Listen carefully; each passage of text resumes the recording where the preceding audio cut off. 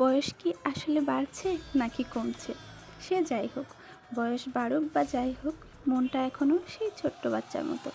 কোথাও যাওয়ার কথা শুনলে রাতে তো ঘুম হবেই না, কখন উঠবো, কখন রেডি হব, কখন যাব। তো আমাদের অফিস ট্যুরে যাওয়ার কথা, কুয়াকাটা ভ্রমণে, পিকনিকে, সেই টেনশনে রাত্রে আমার ঘুম হয় নাই। কারণ সবার আগে উঠতে হবে, সবার আগে বাসে গিয়ে সিট নিতে হবে, এটা নিয়েও একটা কম্পিটিশন। তো আমি খুব ভোরে আজানের সময় উঠে গেছি, উঠে গোসল করলাম, কারণ চুলগুলো শুকাইতে হবে।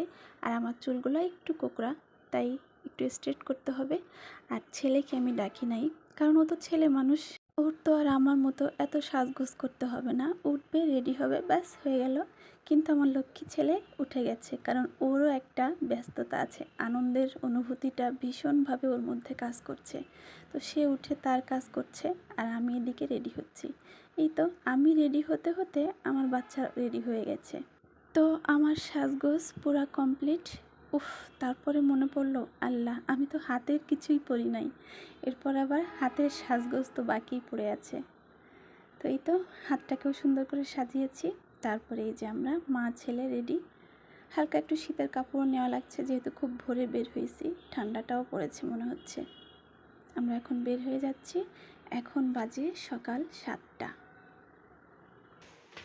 ঘড়ি ধরে পুরো 7টার সময়ই বের হলাম, কারণ 8টার সময় আমাদের বাস ছাড়ার কথা, আর একটু আগে আগে যেতে হবে, যাকে বলে একদম কাক ডাকা ভোর।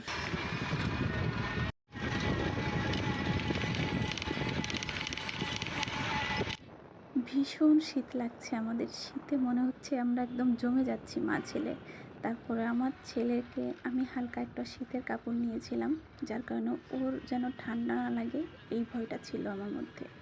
তো এই তো আমরা গোপালগঞ্জ ওভার করে বাগেরহাট জেলার মধ্যে ঢুকবো, মধুমতি নদীর ব্রিজের উপর দিয়ে। চমৎকার সুন্দর ভিউ সকালবেলার, দেখতে থাকুন।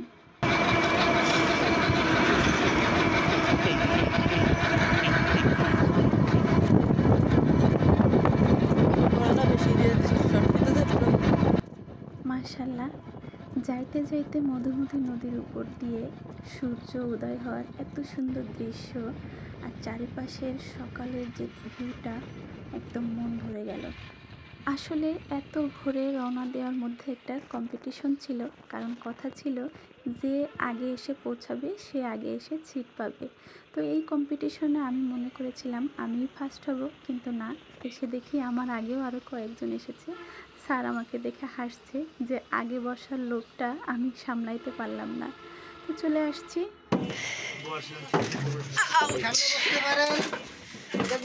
এই ছেলে, কোথায় গেছিস? গাধা, আমরা আগে আসছি কি পিছনে বসার জন্য? শোনো, উল্টানো গুলা উল্টানো থাকবে কেন? রিজার্ভ। আল্লাহ, তাইলে আগে এসে কি লাভ হলো? খালি আছে, দেখেন, যেখানে উল্টানো নাই সেখানে বসে পড়ে। দেখছেন কাণ্ড, এবার মেজাজটা কেমন লাগে। কয়েকটা সিট আমাদের আরেকটা অফিস আছে, সেই অফিসের কর্মকর্তাদের জন্য রাখা হয়েছে রিজার্ভ করে।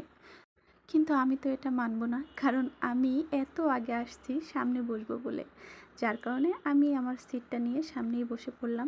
এইদিকে আমার ছেলে আমার কাছে বসবে না, কারণ সে তার একজন সঙ্গী পেয়েছে। আলহামদুলিল্লাহ, সে তার ফ্রেন্ডদের সাথে এনজয় করতে করতে যাক। অন্যদিকে স্যাররা সবাই হিসাব করছে কে এখনও পৌঁছায় নাই বা কে কত দূর আছে। তারপরে এই তো আলহামদুলিল্লাহ আমাদের বাস স্টার্ট। নেক্সট পার্ট আপনাদের সাথে অবশ্যই শেয়ার করব, পার্ট টু পার্ট। ভালো লাগলে অবশ্যই সাথে থাকবেন।